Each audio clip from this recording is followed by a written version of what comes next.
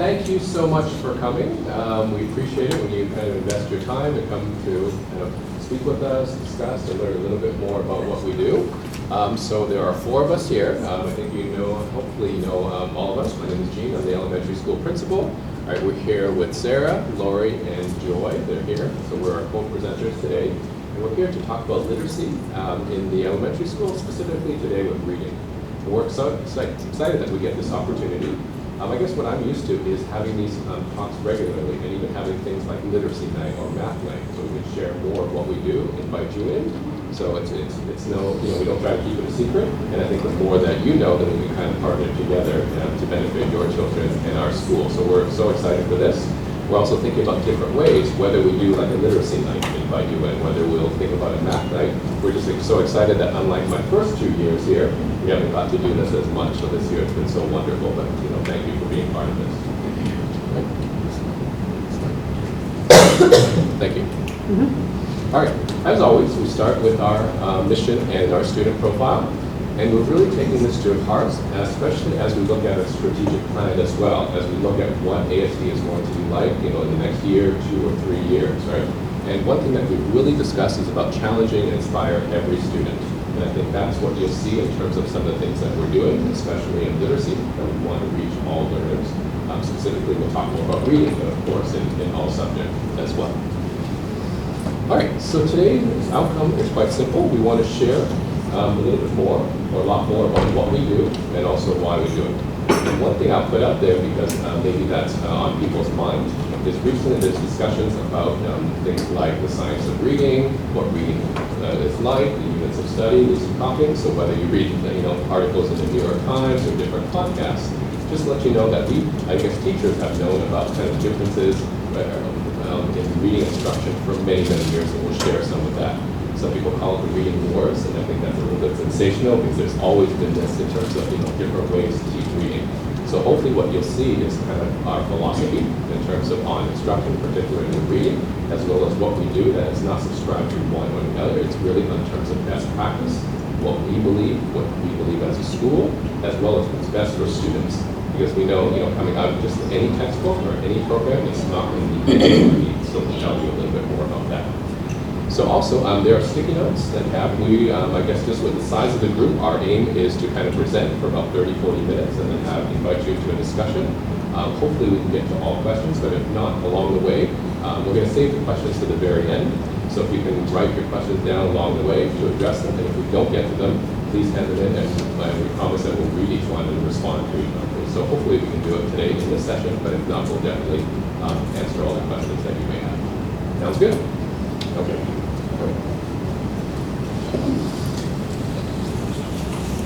So I'm Sarah. Hi everyone, how are you? I got some waves and hi. So I just wanted to start. I've been here at American School of Dubai for about 9 years, and I've been an English language arts person for much longer than that. When I came here, I was the literacy coach, and so we developed this when I first came in. And I talk and think about literacy a lot. I'm the curriculum director now, so I get to talk about other areas as well.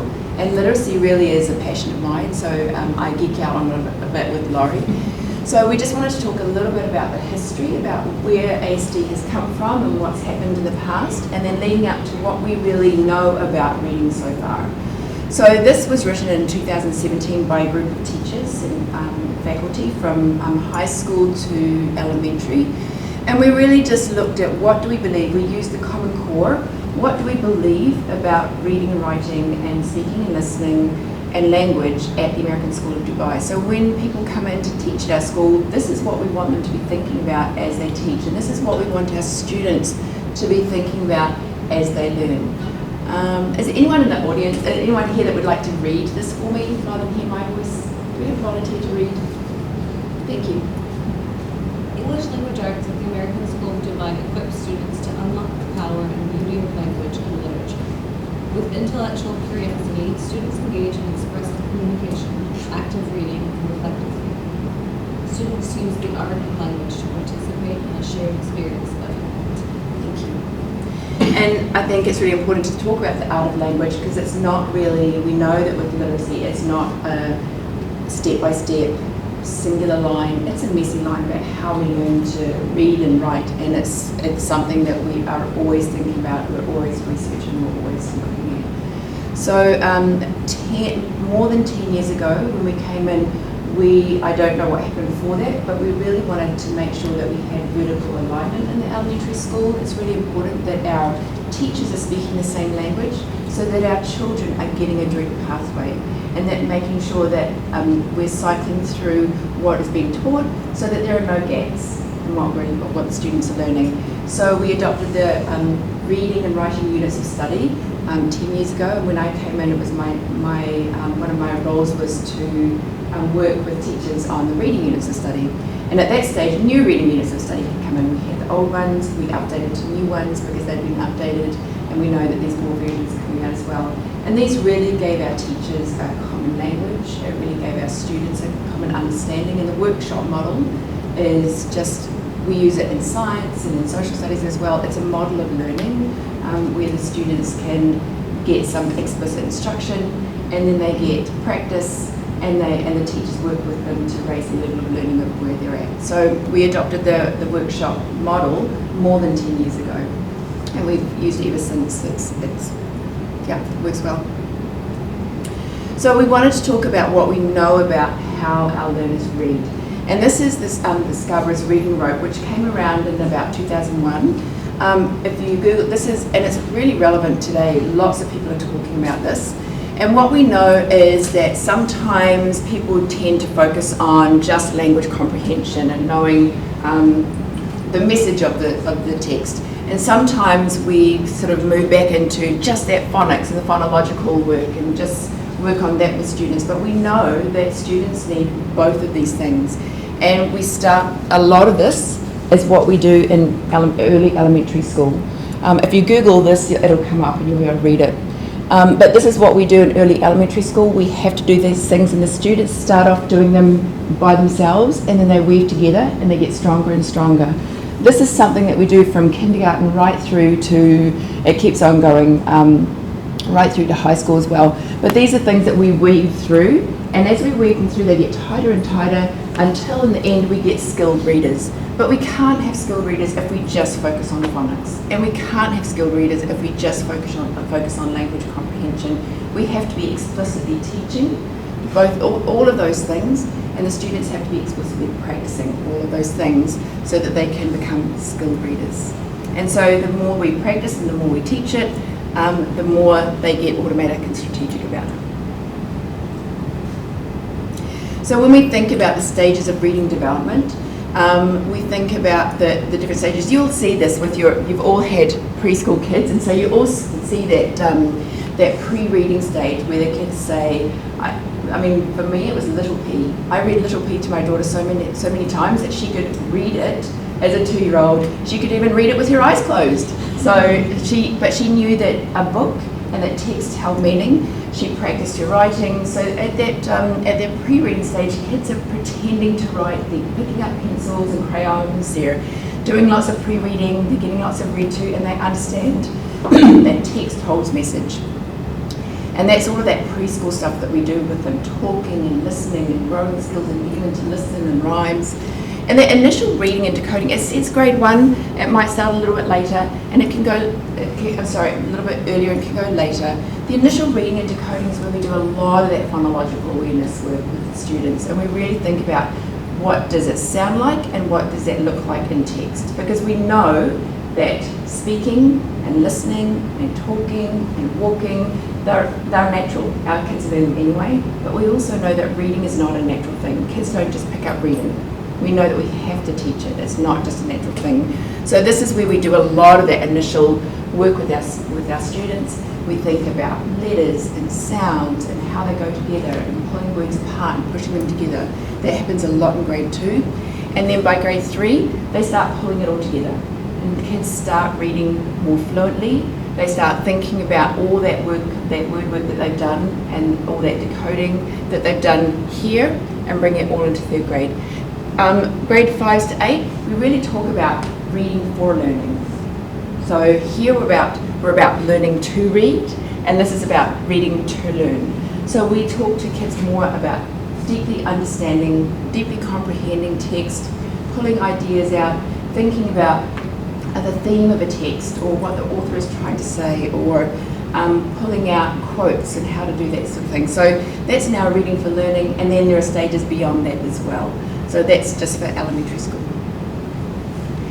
And my final slide is really about that phonological awareness piece, and this is something also that we know that we want to be teaching explicitly to kids. Our students aren't just going to be learning this naturally. This is something that our teachers have a copy of and that we explicitly teach.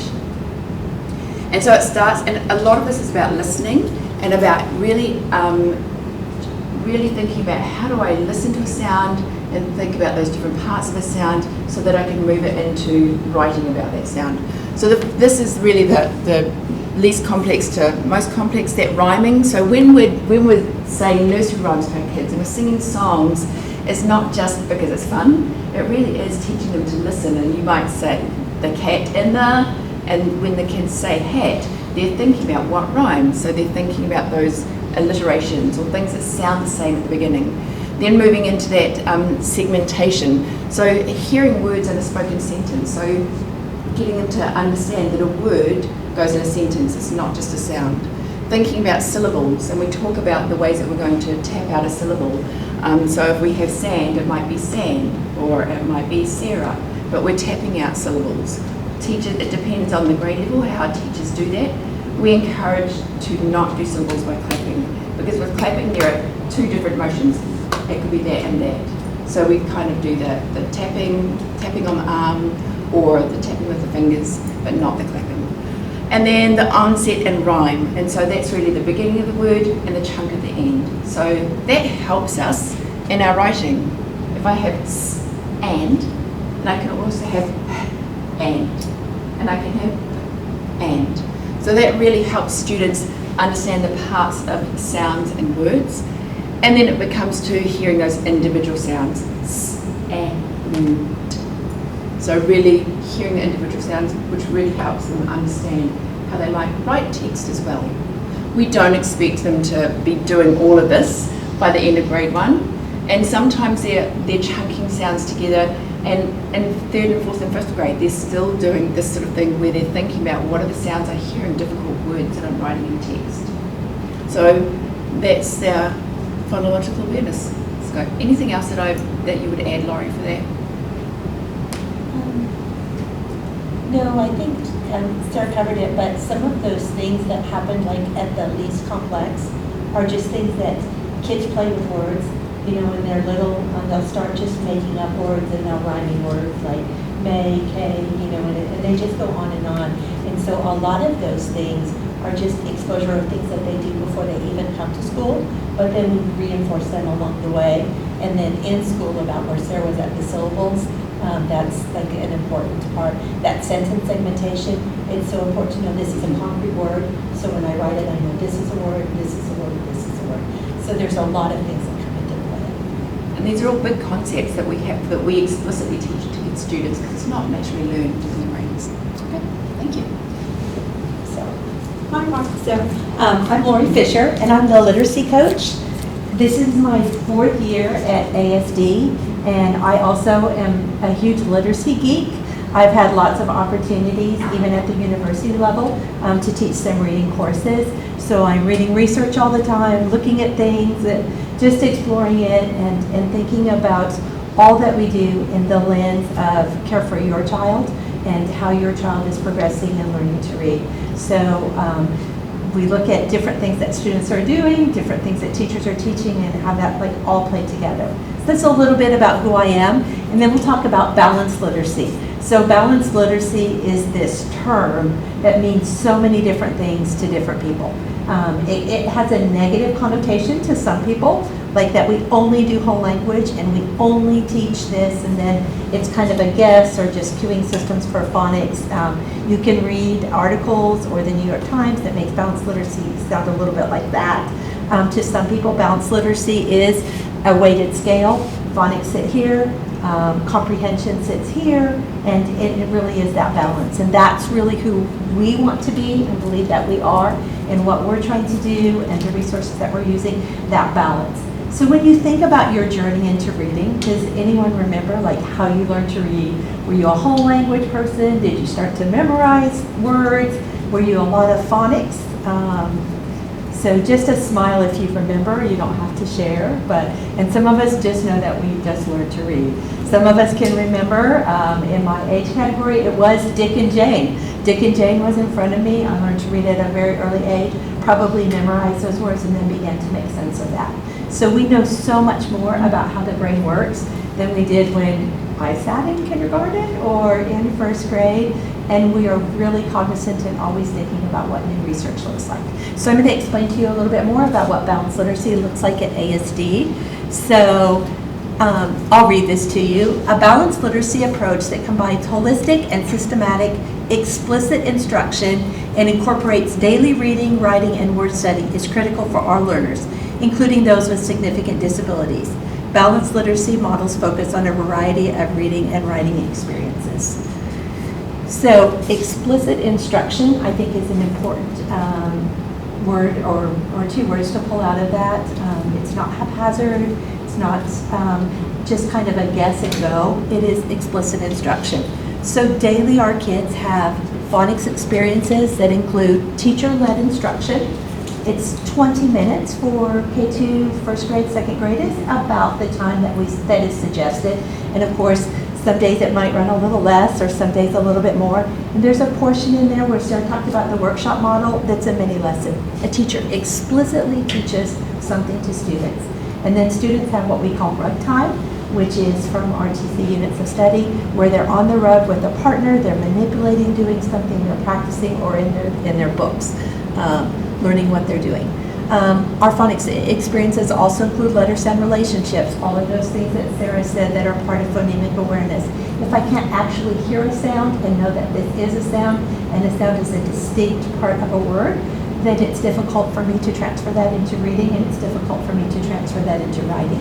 So when you're thinking about if you have little ones and they're at home and they're writing something and you're like, well, that's not how you spell that, an important thing to look for is to say, for each sound that was in that word, did they represent it with something? Because then you know that they're on that track. If the word is, can't think of a great one right now, but if the word is buy, that has two sounds, and if I spell it B-I, of course that's not how we spell buy when I go shopping, but that you can tell that they are on that track and they're starting to represent that. So those are good things to note when students are learning to read. The alphabetic principle, there's patterns that are inside of letters. We know that OW typically does something. A typically does something when it's inside of two consonants. So we teach kids about that in those patterns. We also have what we call snap word instruction. So those would be called high frequency words or sight words. You may have heard them in a variety of different things. Those are those small words that make up so much of text. Of, but, and there's studies that say about 75% of text is actually those type of words. And then phonemic awareness, everything about hearing and manipulating those sounds.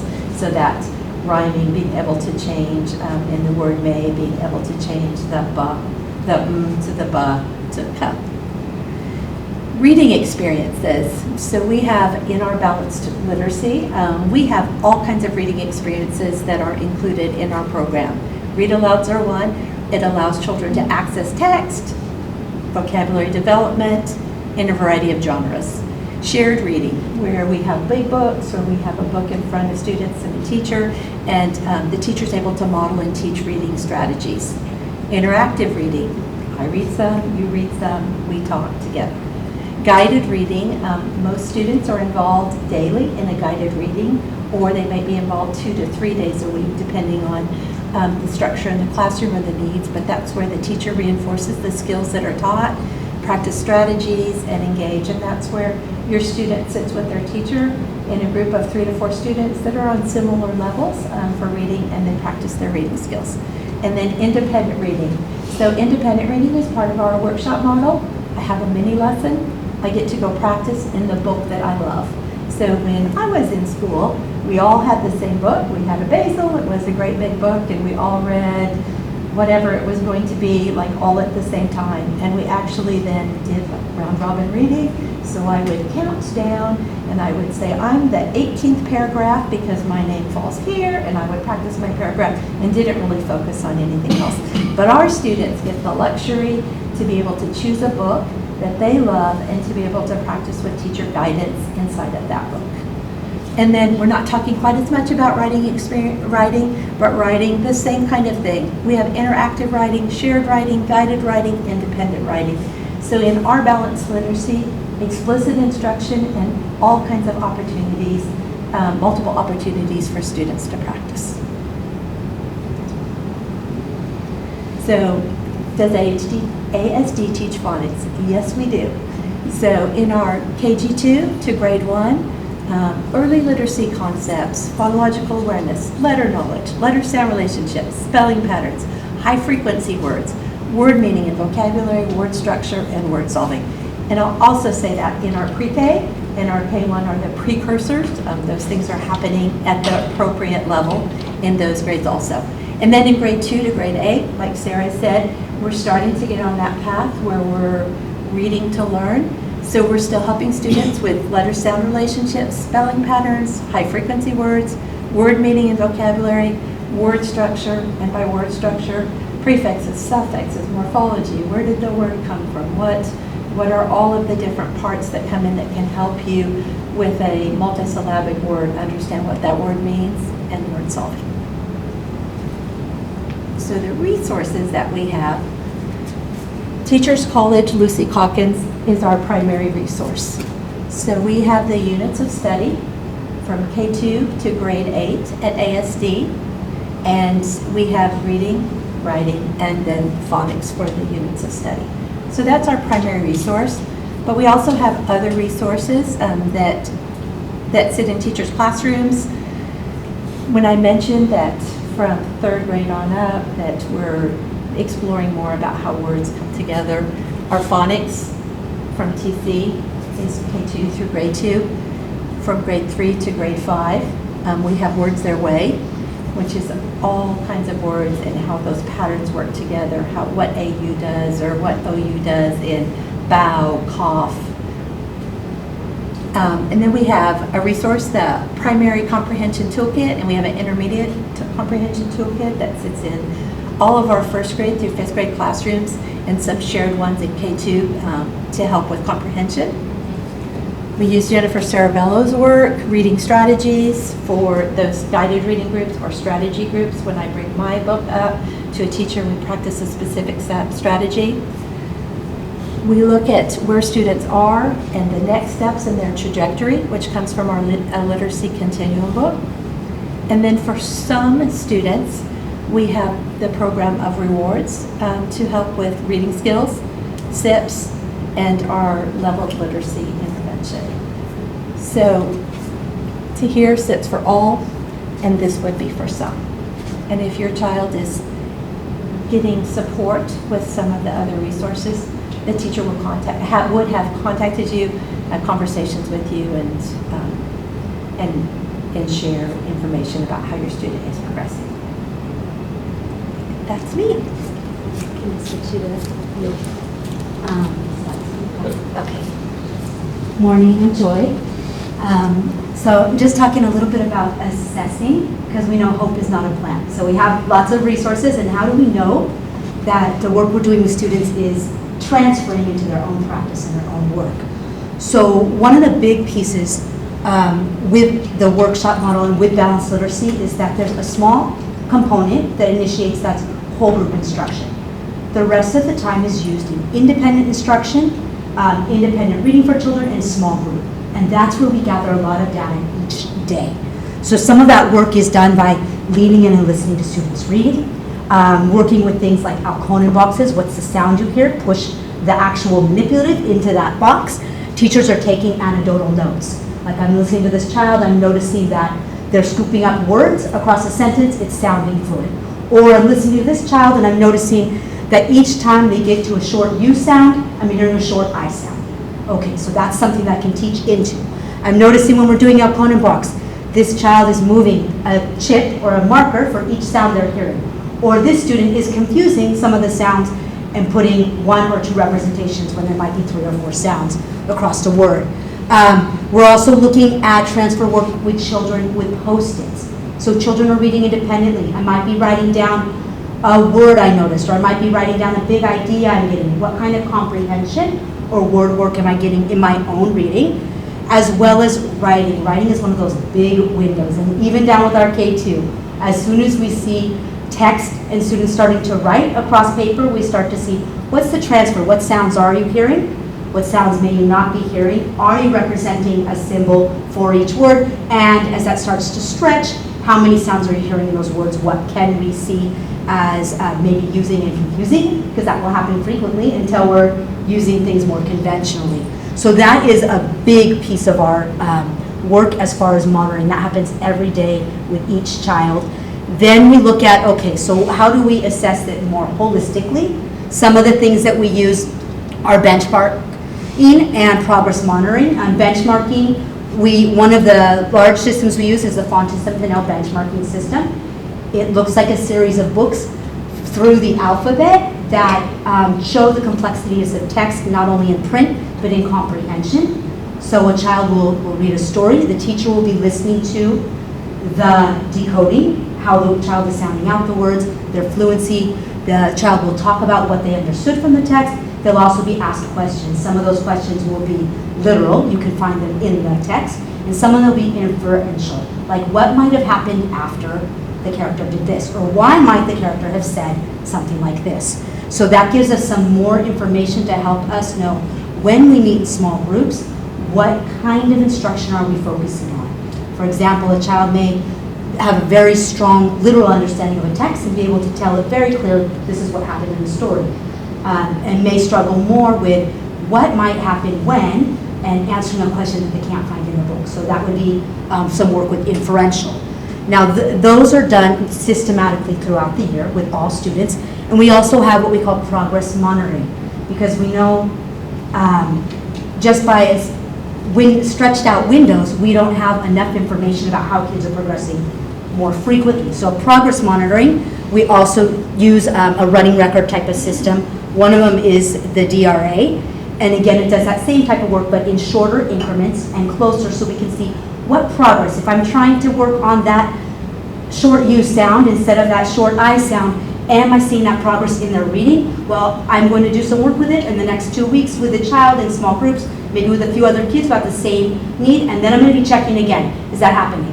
Is it happening with this list of words? Is it happening with this short book that's called a decodable, which has short vowel sounds targeted to a specific skill that I can see, are they applying that skill more consistently?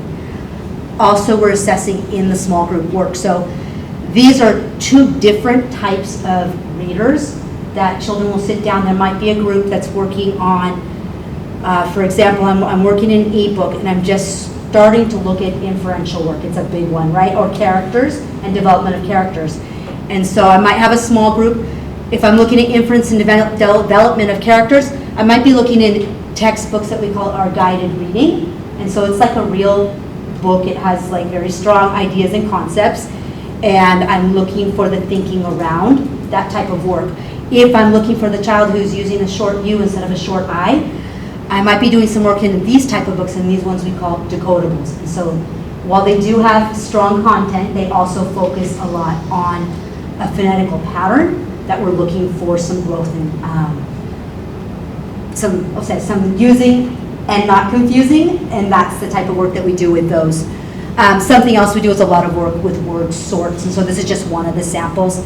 Many times done with first grade and K2, it's done with manipulatives. It's because we're taking away the grapheme. So when we take away the letter picture, and we just go to the sounds. Are you hearing the sounds? What sounds are you hearing? And then as that moves through with word sorts, go up through our 5th grade students who look at things like shun, and understanding that's TION, and those kind of sorts for patterns that they then transfer into writing. So that's just some of our assessing work.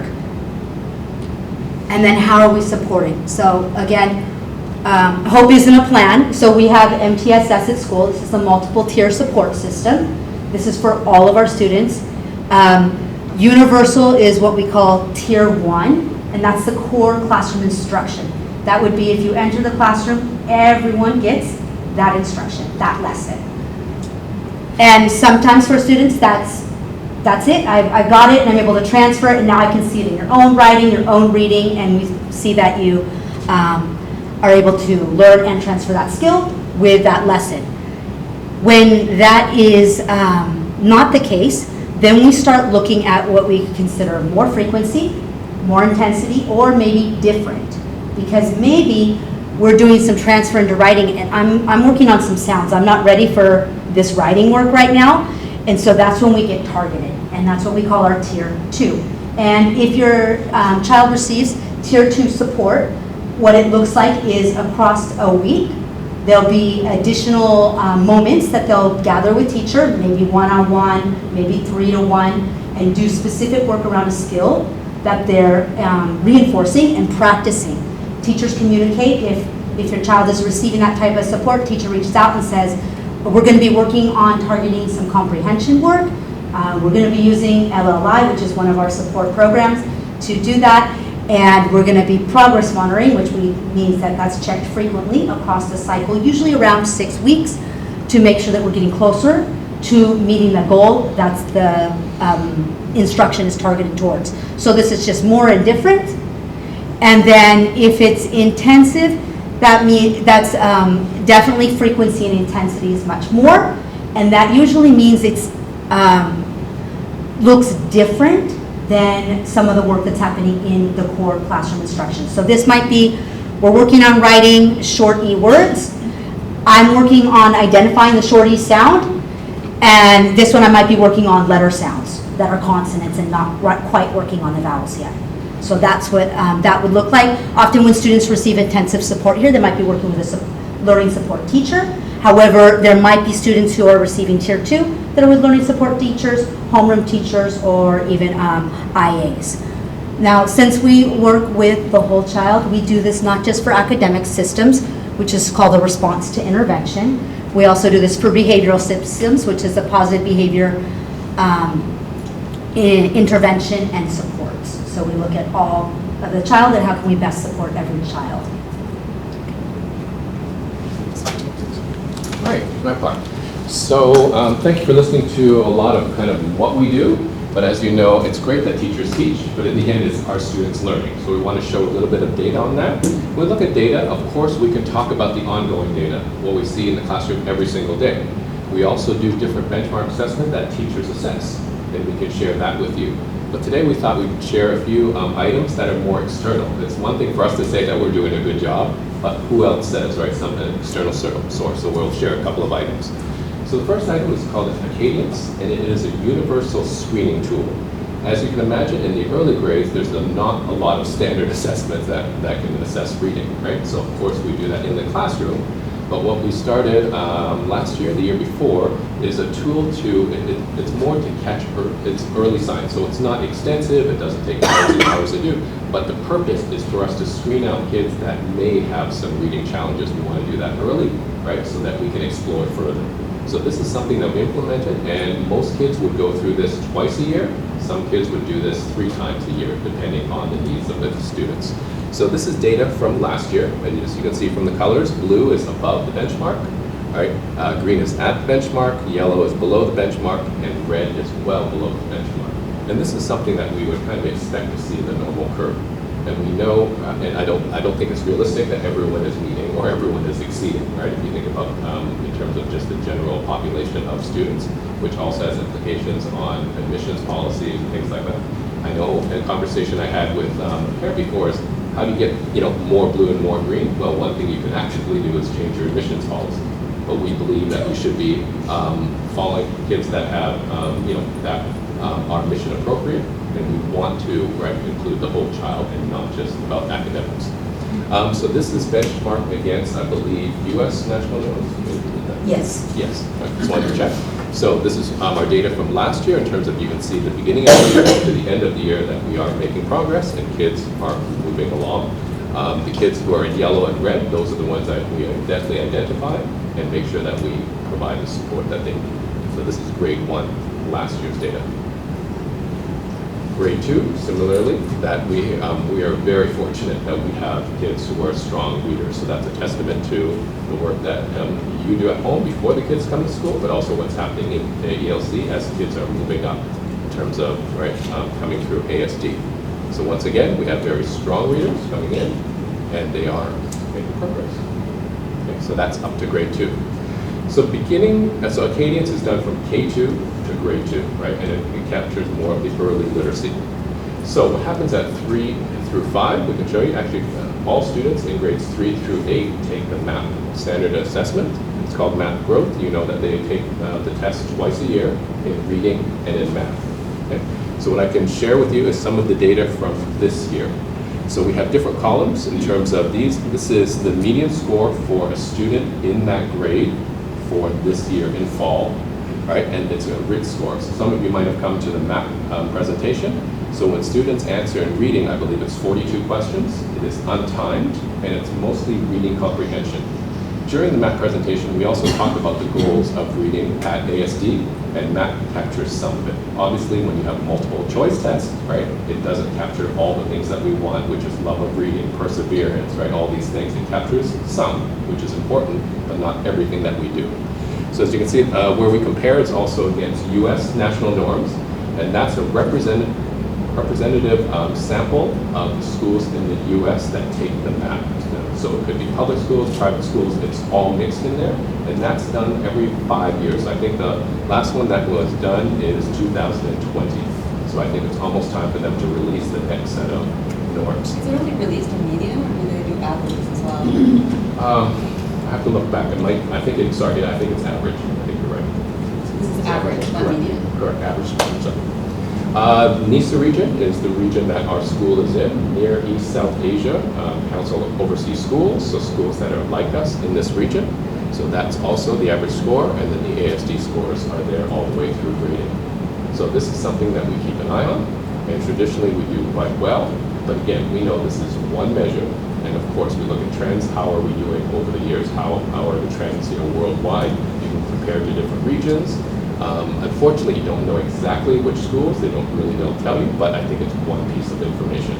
And again, I think we shared this at the MAP presentation. Our goal is not necessarily just to raise scores, right? We don't teach to the test, we don't drill and just do comprehension questions, things like that. But we believe that if we have a strong program, we're teaching reading the way that we put in our philosophy, and we do that well. Because what we do is tied to the Common Core, and MAP is also tied to the Common Core, then the scores will rise. Right? Okay, I guess that is the bulk of our presentation. Not bad. We aimed for about 40 minutes. So I think the rest of the time is really just to hear from you. So if you wrote down some questions or you have some other questions, we're happy to answer. I'm interested to hear from maybe yourself as to what you've seen with the students pre-COVID versus post-COVID, and how that's affected. Because I've spoken to our own teacher, and she seems to think that that's obviously affected the kids, and what can we as parents do to support our kids. And I know that it's not fully all academic, but they have, especially the younger years, we've lost count. And we just want to know, I'd like to know what, in your professional opinion, what you've seen and what you can advise parents.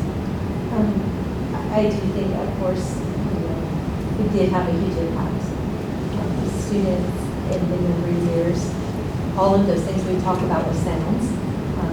They were on screen or a math teacher, and we know that when I'm learning to do awe or a mouth movement, all of those things are hugely important. So I do think that it has an impact, but I also believe with a strong program, especially for the younger students, they're so resilient, and with that guided reading time, that intense time, or some of those other things, that we can target those things and catch kids up. So we can look at other situations, I think, of things that have happened in the world where there was an absence of something for a long period of time, and populations, of people or students did well. We look at things happening in the world War II or other things. And we know that prolific readers and great things that came out of those times.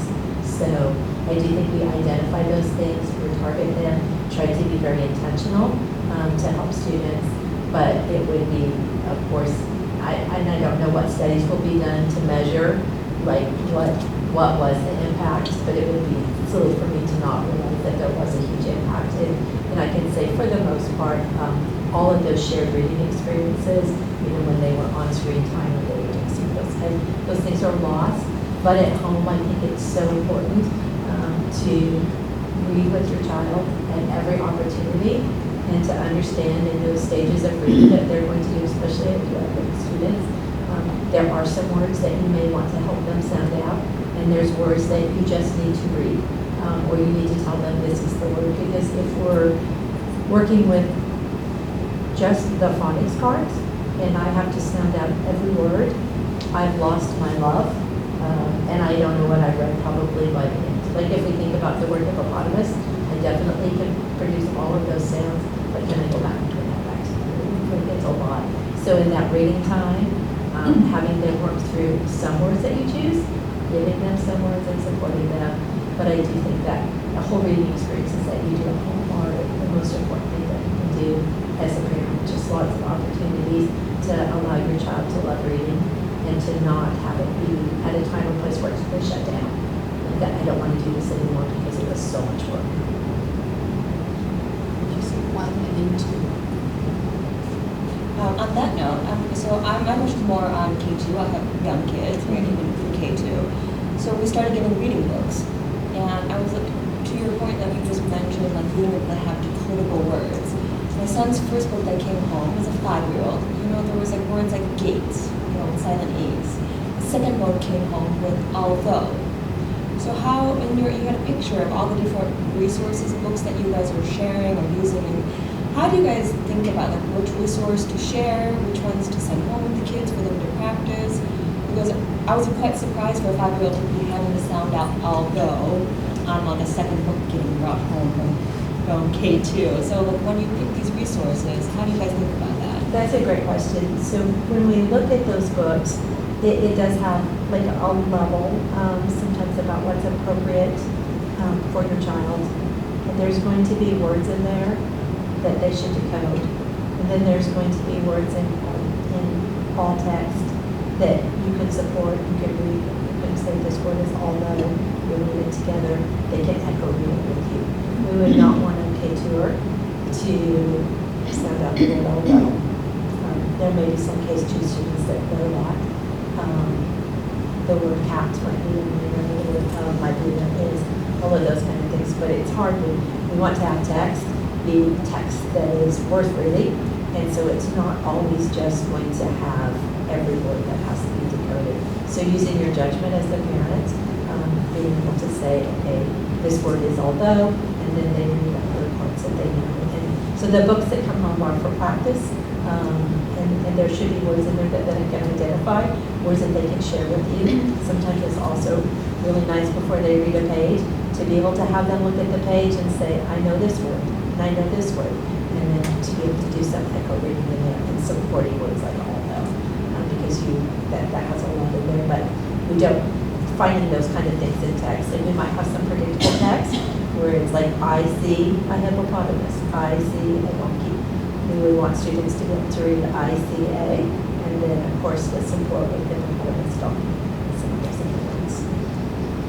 Does that answer your question? Okay. Sir, do you want to add to that? Okay. Can you share some ideas, please, on how to instill the love for reading?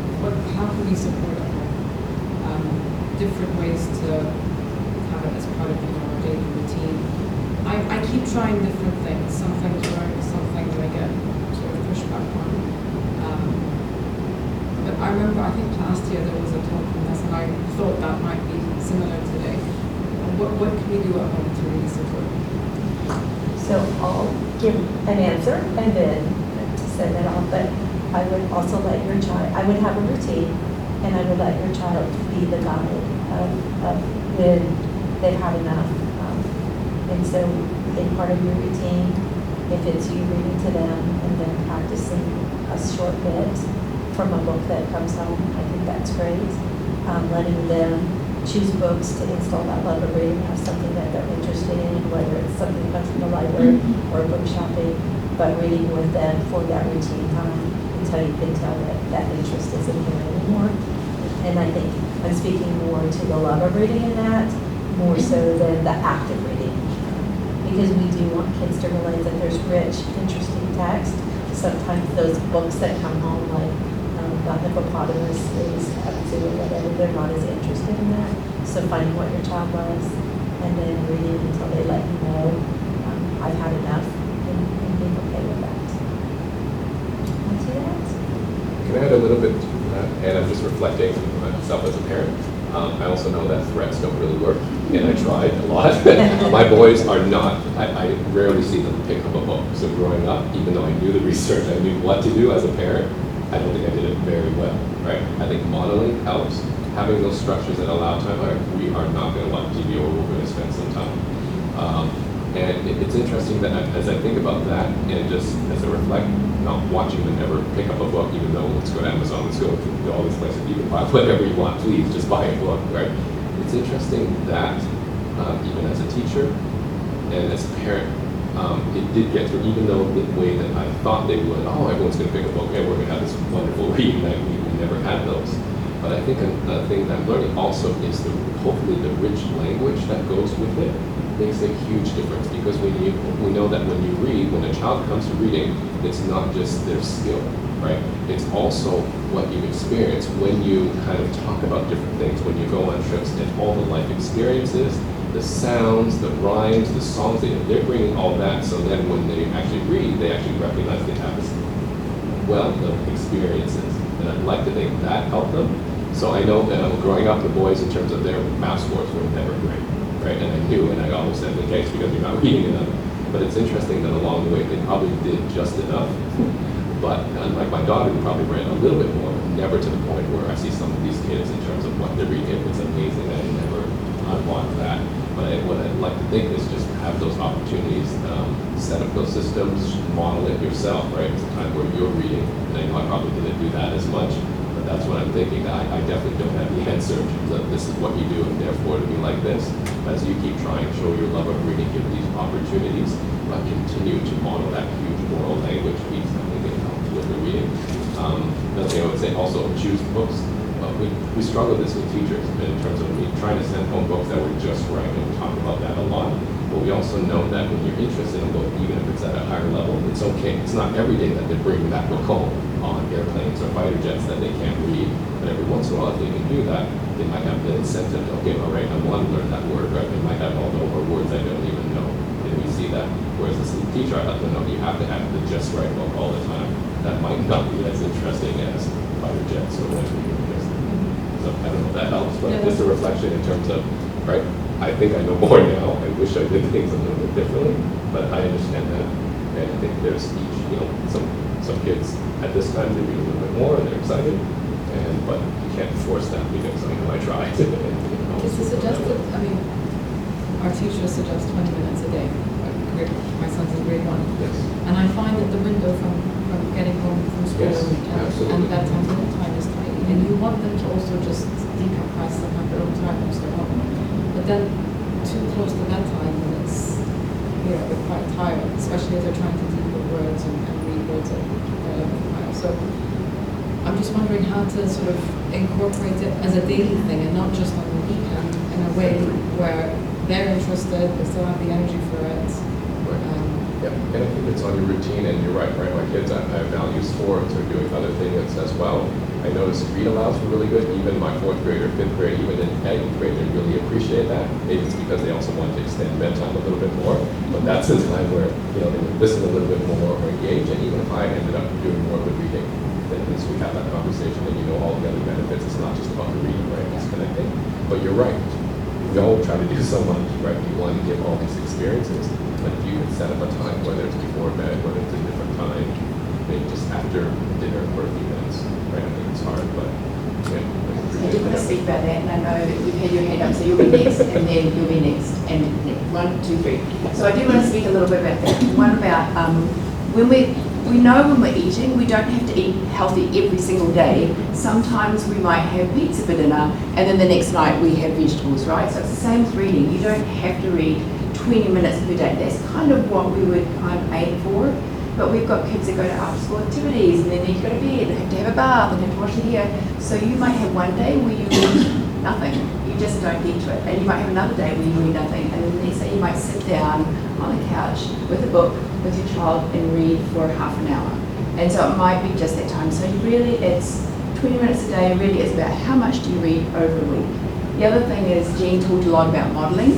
So when we think about modelling, when we say to our kids, you need to read a book, and then we're on our phones and tablets, really we're modelling that reading isn't really that important. So if we want our kids to be readers, we have to be readers. And so we have to be picking up a book or a Kindle or something rather than saying, read that book while I watch TV or while I watch YouTube or whatever we do, right? So we have to model.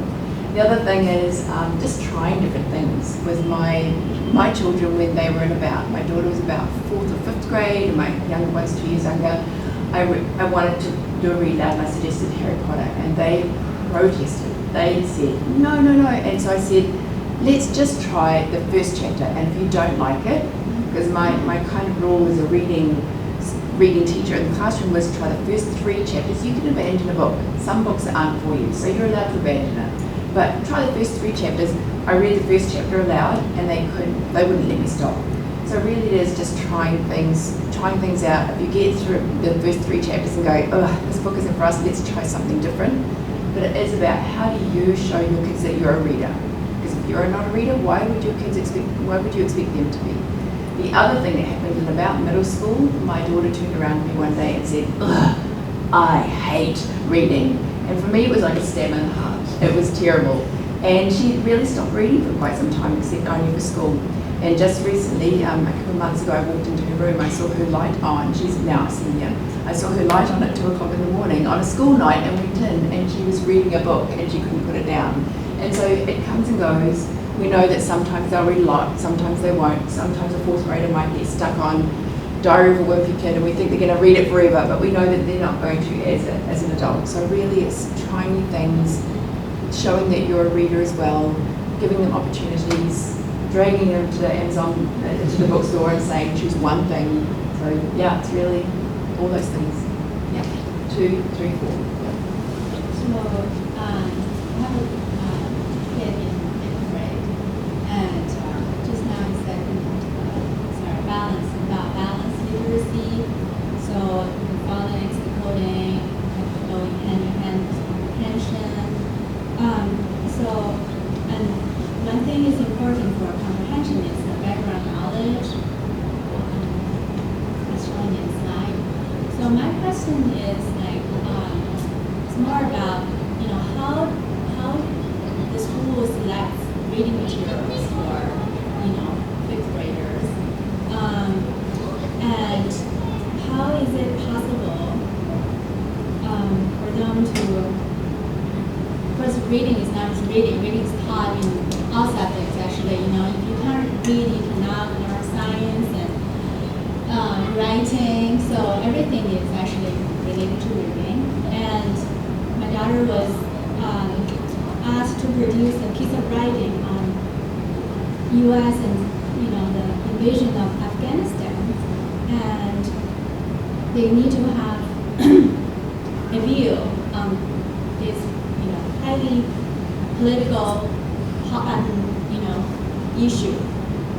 And my question is how is this possible for a 5th grader who don't know even where exactly Afghanistan is and the history of the conflict between so I'm just curious, and also the reading that selected for the higher grade students. I don't see any classic pieces like, we have great writers, right, worldwide, or in the US, or, Shakespeare, or Hemingway, or Mark Twain. I don't see any of that. And the modern pieces are selected. Maybe the language is more simple. However, the messages are complex. There is, do we select pieces of writing for the political message, or just because of the grammar is easier? Or what's the thinking? Is it the school makes the decision, or is the Common Core dictates the selected, the reading pieces? And why the fifth grader need to? If you are teaching the geography and history already, I understand. Okay, but they don't. They're too young. They don't have the critical thinking ability yet. Where do you expect the fifth grader to expand? To feel about the U.S. invasion of Afghanistan, or the immigration policy, which they've been exposed to, and to actually to take a stand, okay, to support Joe Biden or Donald Trump. So your question is about how do we select reading material for the students? Which reading material to select? Yeah, that's my question. One question is how do we select the material, and then when they're thinking about their writing or their reading, if it's something that background knowledge that they don't know, how do we support them and understand their background knowledge? The two questions. Do you want to sort of talk about the reading, the selection of reading material? Yes. So I'll start with the things like Shakespeare, Hemingway, those kind of things. We would find those with those deeper themes in our high school and our middle school. We do have a variety of classics, I think, that sit on the fifth grade shelves. Things like Old Yeller, trying to think of other examples in there, Where the Redford Grows, some of those other things that would be more classics. So we have a variety. So students have I'm sure you've been in the fifth grade, they have a time period where they can bookshop and they can choose those books that they want to choose. So we try and look at high interest and classic and mentor texts that support like our program with what we're reading. So that's how I think we select the books. Does that answer your question about that? No, that's a different question. But I heard you say the classic novels, those kind of things, and that I do think that both of those things like sit in there. But children, for the most part, with the books they come home with or what they read during that workshop time are self-selected with some teacher guidance.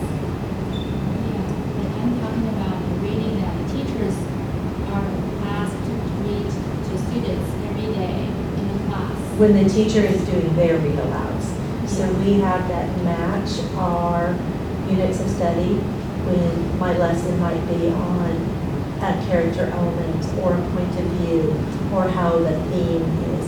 We have mentor texts that match that are good texts that for that teaching point or that Common Core standard that are able to display that so that those can be taught in the classroom, and then children have the opportunity to see that in text. So with our mentor texts, that's how most of them are chosen. Some are also chosen because teachers are getting ready to do something with students, and this mentor text helps support that. So that's how those texts are chosen. That doesn't speak to the assignment part of it all, that Sarah answered that. But does that answer your question with the other parts? Not really. No. I understand. All that. But the teachers are just using the material that's selected by the school, right?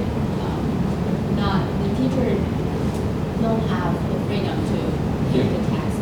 Can I correct that? Yes, they do. So, for instance, when I was a fifth grade teacher, you have about time for anywhere from 8 to 12 read alouds a year, depending on the length, and it's always for a purpose.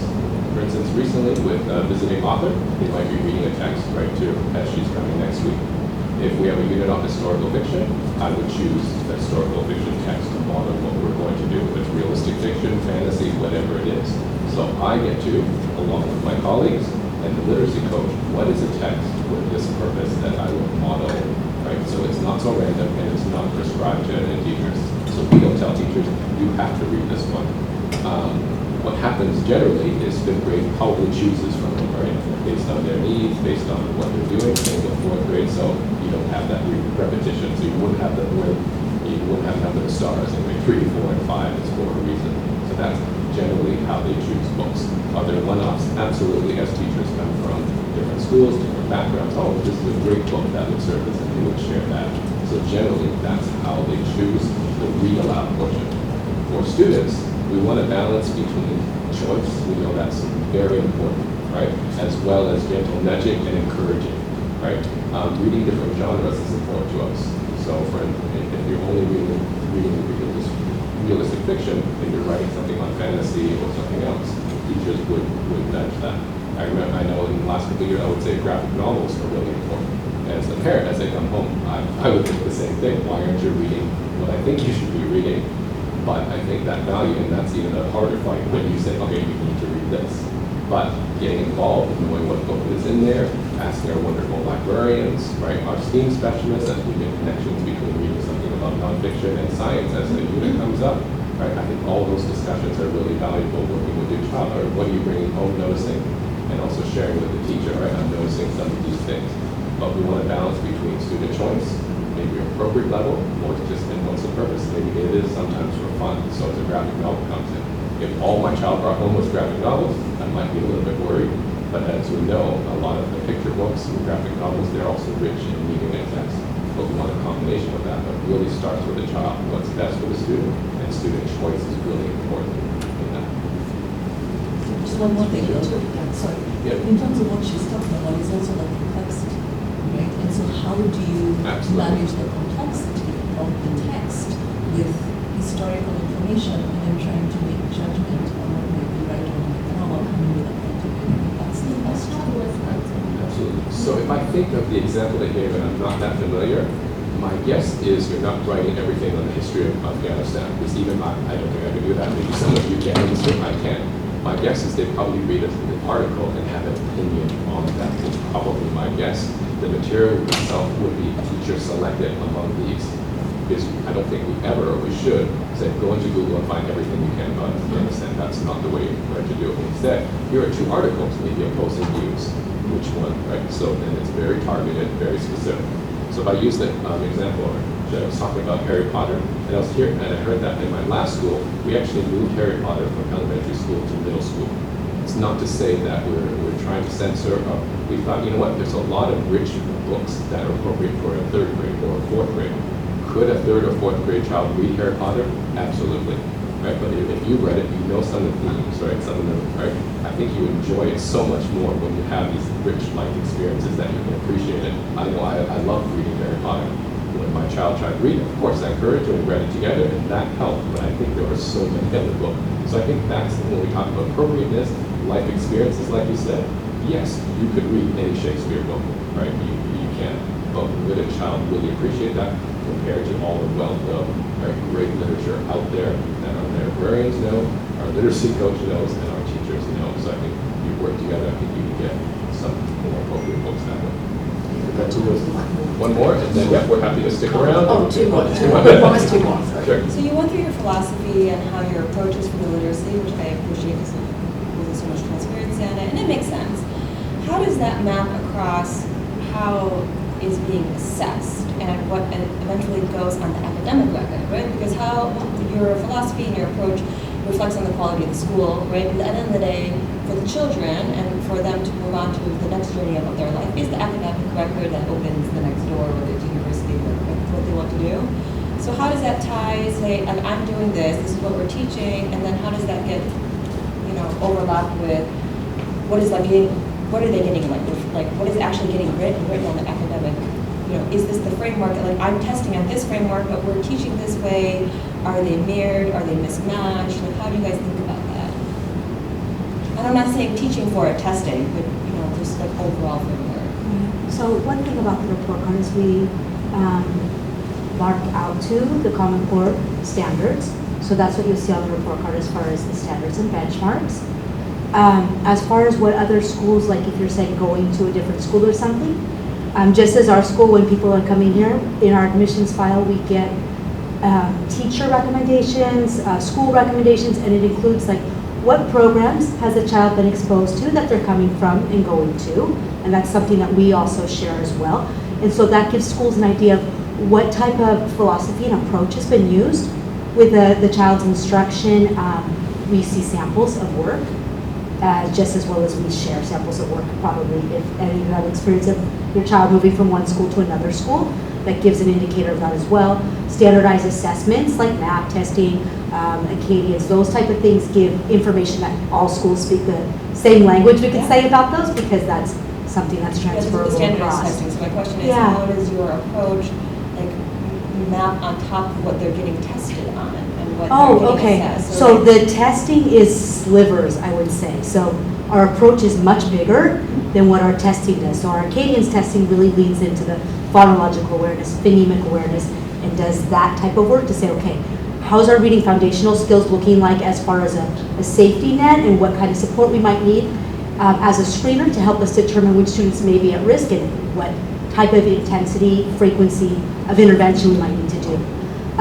MAP testing is going to have students decoding, because we do it with our third grade students up through 8, right? Those students, it's decoding work that they're reading the text that we don't get information on. What we get the information is, after I've read this text, what answers can I, from a series of answers, because they're multiple choice, right, determine is the appropriate or most appropriate response for this comprehension question. So again, that's a sliver. If we talk to the student and say, tell us about the book or tell us about what you read, we're going to get so much more information. So I would say those type of assessments are giving us pieces. The more complete assessment is the assessment in the classroom. And that's why our reporting gives this reporting to standards.